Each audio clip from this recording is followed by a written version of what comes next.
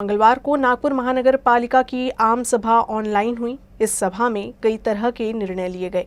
सभा के बाद महापौर ने जानकारी देते हुए बताया कि कोरोना के काल में सभा न हो पाने की वजह से निलंबित विषयों का निपटारा ऑनलाइन आम सभाओं के माध्यम से हुआ है। नागपुर महानगर पालिका की आज आम सभा थी। उस आम सभा में बहुतांश विषयों पर सकारात्मक चर्चा हुई। प्रश्नोत्तर काल में केवल 3 प्रश्न थे। इसमें एक रमई घरकुल योजना को लेकर के था। इसमें निर्देश दिए गए कि राज्य शासन से तुरंत निधि की व्यवस्था करके जो उर्वरित काम है उसे पूर्ण करने की दृष्टि से आप कार्रवाई अग्रेसित करें।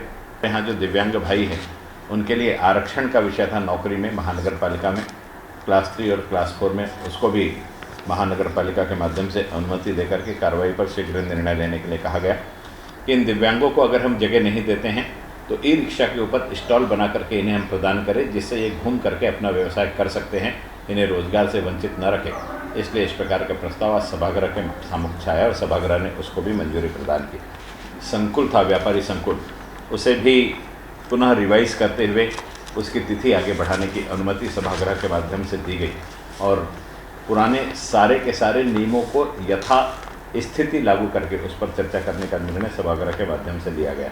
जो हमारी प्रस्तावित पानी की टंकी हमने की थी अमृत योजना के अंतर्गत, वो प्रस्तावित पानी की टंकी में से 2 टंकियों को आज मान्यता सभागृह के माध्यम से दी गई। एक महत्वपूर्ण निर्णय हमने लिया है कि महानगर पालिका के माध्यम से 2 महीने के लिए फिर से अभय योजना लागू की जाए और जिन मकान मालिकों के ऊपर में टैक्स की थकबाकी है उनको हम लोग ब्याज में छूट प्रदान कर सके।